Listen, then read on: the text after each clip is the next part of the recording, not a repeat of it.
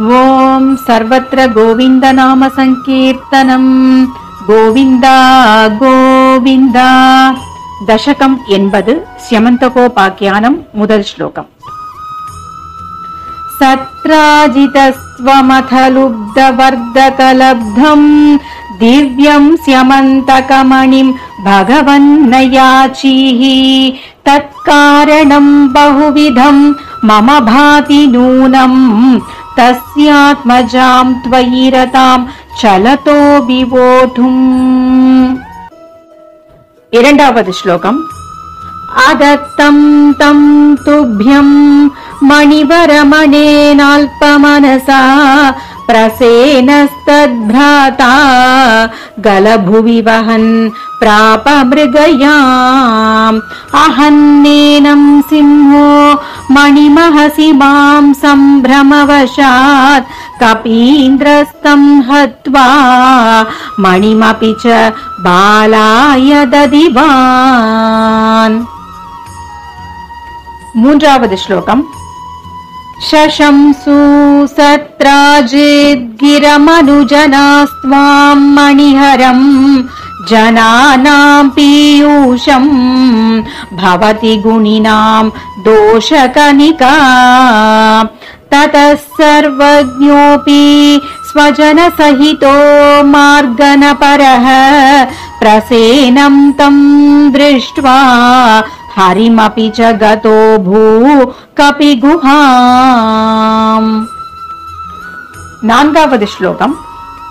భవంతం అవితర్కయన్ అతివయా స్వయం జాంబవాన్ ముకుంద శరణం హి మాం కైహరోద్ధుమిత్యాలపన్ విభో రఘుపతే హరే జయ జయేత్యలం ముష్టిభిః చరం స్తవ సమర్చనం వ్యధిత భక్త చూడామణిః. ఐదవ శ్లోకం.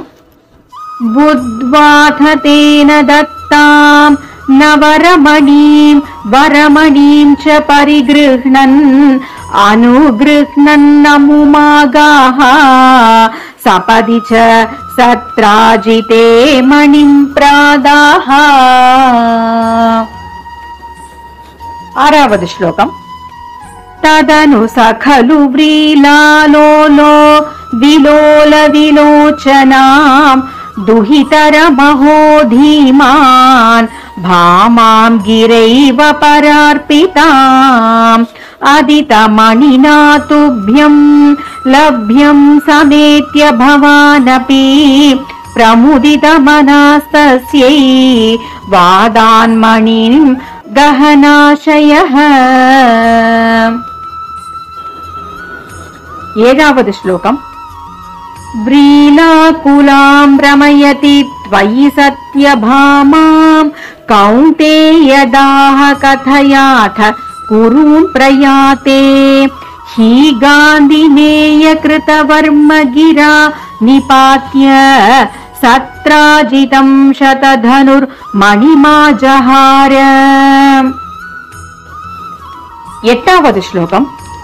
శోకాత్ పురూనుపగతామవలోక్య కాంతాం హత్వా ద్రుతం శతధనుం సమహర్షయస్త్వం రత్నే సశంక ఇవ మైథిలగేహమేత్య రామో గదాం సమశిశిక్షతధార్తరాష్ట్రం. 9వ శ్లోకం. అక్రూర ఏష భగవన్ భవదిచ్ఛయైవ సత్రాజిత కుచరితస్య యుయోజహింసాం అక్రూరతో మణిమనా హృతవాన్ పునస్త్వం తస్యైవ భూతిముపధాతుమితి బ్రువంతి. 10వ శ్లోకం. భక్తస్త్వయి స్థిరతర సహి గాంధినేయః తస్యైవ కాపథమతి కథమీష జాతా విజ్ఞానవాన్ ప్రశమవానః మిత్యుదీర్ణం गर्वं ध्रुवं शमयितुं भवता कृतैव। कडेसी श्लोकं 11வது श्लोकम्। यातं भयेन कृतवर्मयुतं पुनस्तं आहूय तद्विनिहितं च मणिं प्रकाश्य तत्रैव सुव्रतधरे विनिधाय तुष्यन् भामाकुचान्तरशय पवनेशपायाः। ॐ सर्वत्र गोविन्द नाम संकीर्तनम्। गोविन्द गोविन्द नारायणाखिल गुरु भगवन् नमस्ते। ॐ